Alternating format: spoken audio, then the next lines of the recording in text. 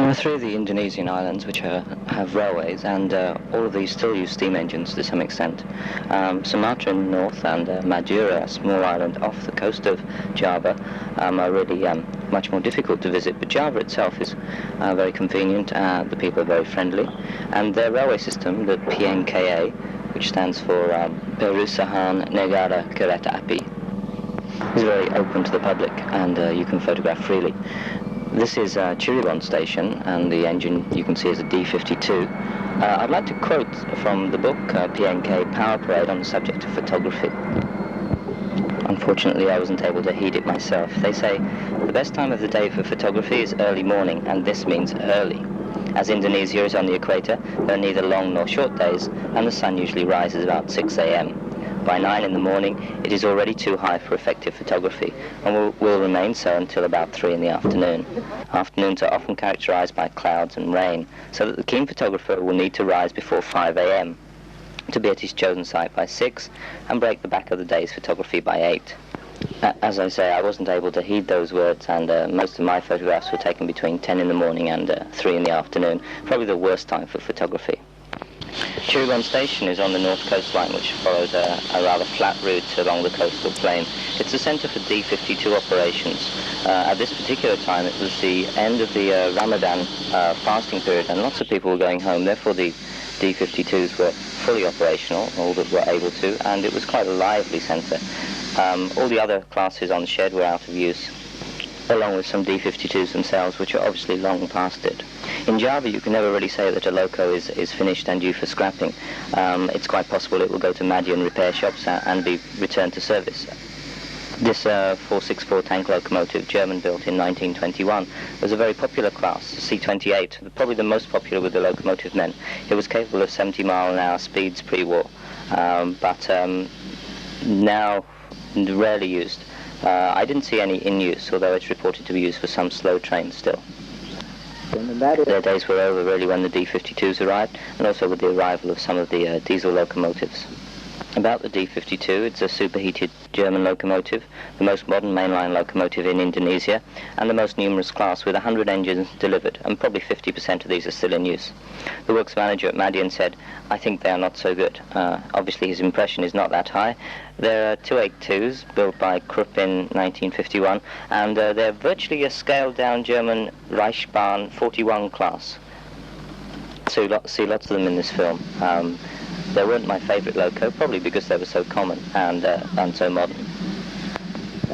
Another quote: "The Javanese are friendly people who welcome those interested in their railways, but one must not expect it. It rarely happens, and the train diagrams found in Shedmasters' offices are often more decorative than informative. In fact, usually they're showing the possible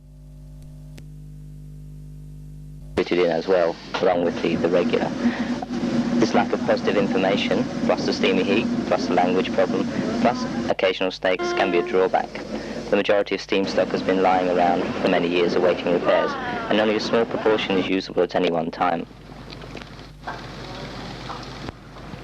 Nevertheless, with patience and perseverance, the visitor can see a great deal, including such rarities as 040s, 240s, 440s and mallets, as well as more usual types. And that takes us on to Madiun, where along with the D52s, another class is operational. That's the B50, a Sharp Stewart loco built in England.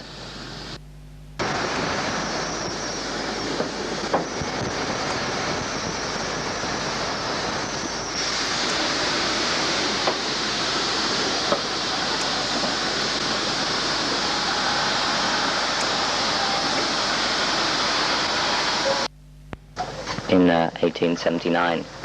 These are the oldest tender locos in Indonesia, and they're shedded at Madiun for the Ponorogo Slagun section, and also at other places reportedly, but I imagine that these two at Madiun are in fact the only working two left.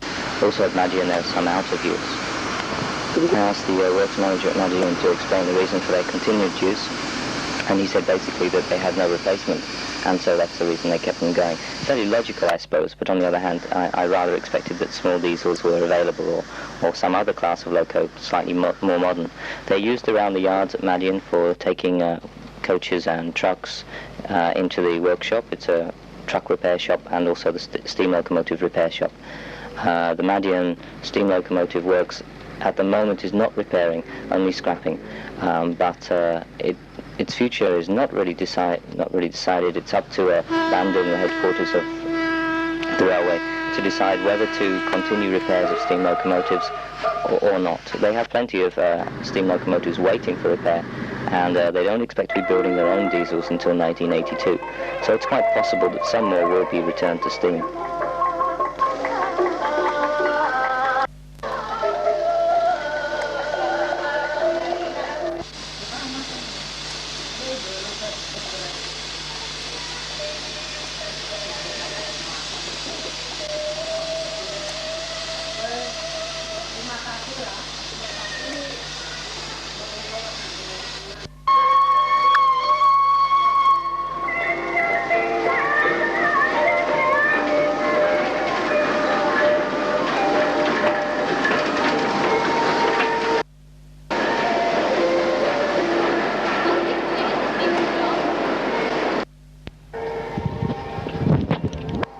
In Indonesia, as mentioned, information is very difficult to come by, and in fact these locos do still work a branch line, departure at 12 o'clock in the morning, and the return journey is either late at night or early morning. I'm not quite clear.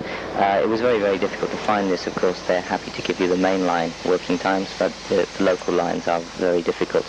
I think if I'd been on a purely steam locomotive holiday, then this would have been one place I would have chased up the steam engines. Similarly, I wasn't able to get a visit around the works. This was because official permission was needed, although when I was in the town where this official permission was available, Bandung, people told me it wasn't necessary. It seems that really nobody knows, but there is a certain amount of bureaucracy around as well. The works manager at Madiun received me into his office, but was very adamant that he couldn't let me go around without this permission. He was a very friendly man and quite happy to talk and answer questions, and so I asked him about the Sharp Stewart locos, commenting on their Manchester origins, and also how long steam locomotives would continue. He said until 1982 it was planned at the moment, but that these things could change, and that it was purely up to the Bandung headquarters what happened next, and whether he repaired any more locos.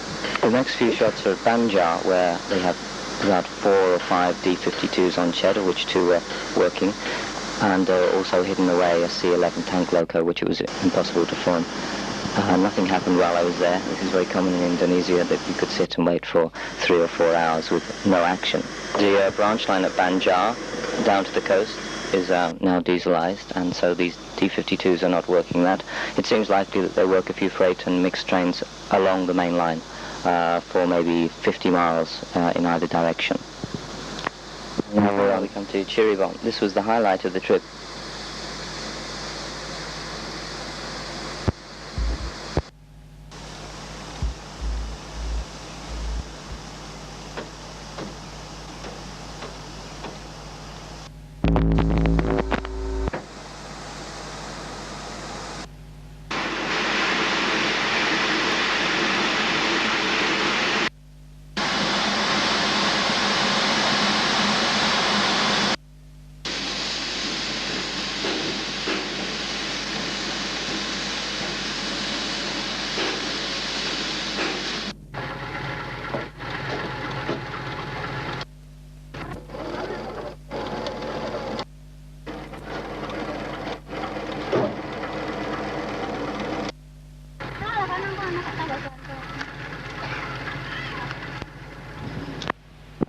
We come to Cirebon. This was the highlight of the trip, where mallets were seen, and I got my footplate rides.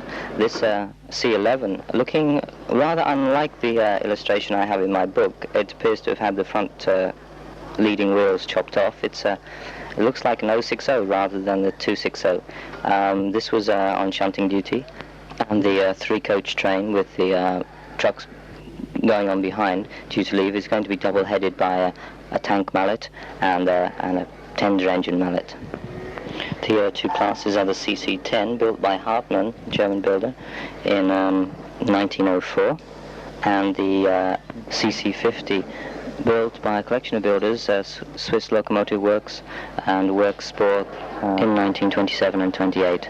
The loco we see The tank class was at one time completely out of use. There were now two locos working, and it seems these have been returned to service recently. Their condition doesn't seem to be that good, and they are only to assist the tender loco up the hill. They came off at one of the early stations and probably returned back to Cibatu with no extra work to do.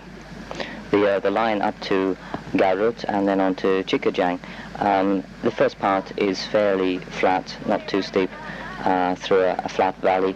After Garut, the line is supposed to get more spectacular. In fact, we left the train at Garut and heading for monkeys on the beach at Pandangaran. It was really very easy to get the foot ride on both the locos. All one really needed was cigarettes. Unfortunately, I didn't have any immediately, but by the end of the journey I'd managed to acquire some and was able to dispense some cigarettes, seeing the universal bribe for steam locomotives, as Roy and I found in China.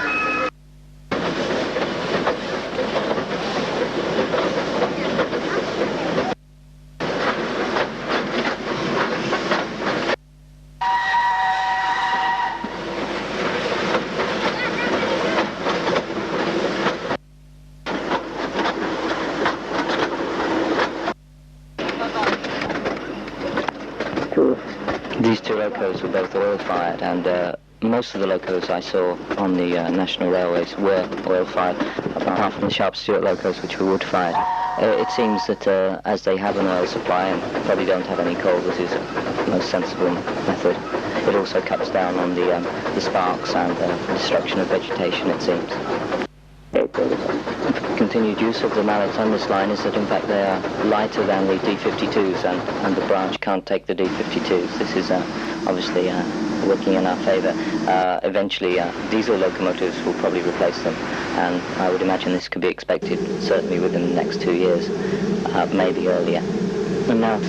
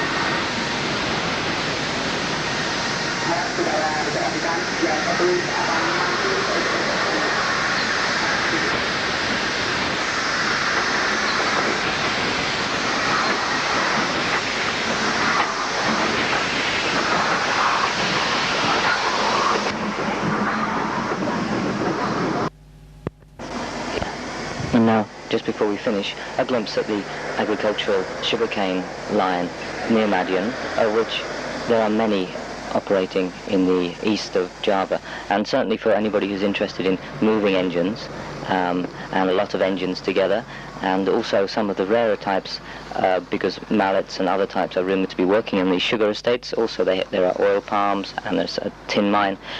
Nobody really knows quite how much industrial steam there is, but it seems like there's a large amount. And there's no deadline in this case. There's no 1982 and it's all gone. It will probably be there for another 10 years at least. The locos you see here were built either German or Dutch builders. The men thought they were Dutch, and we scraped away and found that one of them was in fact a Koppel loco from Berlin from 1913. The dates were between 1913 and 1917.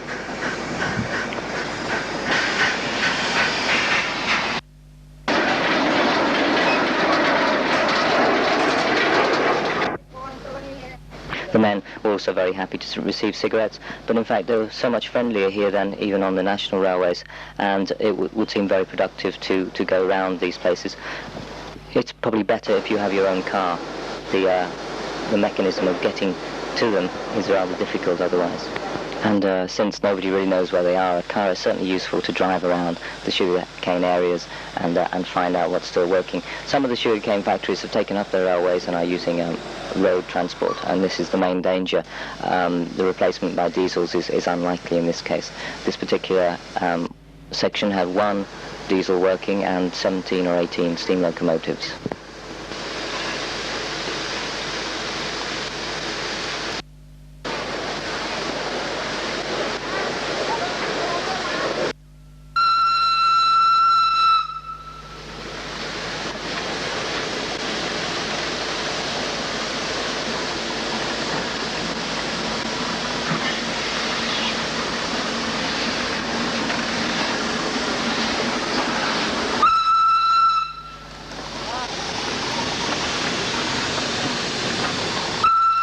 A much more happy and cheerful picture than I saw on the national railways, where a lot of stuff is out of use and a lot of the older, rarer classes have indeed disappeared by now.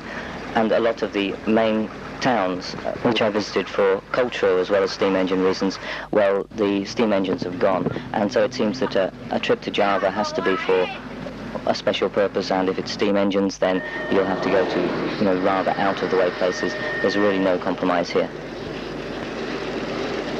Roller. Unfortunately, there were no mallets at this particular centre, but the 080 tender tank locomotive on the bridge is really quite impressive. Tender tank on the bridge is really quite impressive. Countries on the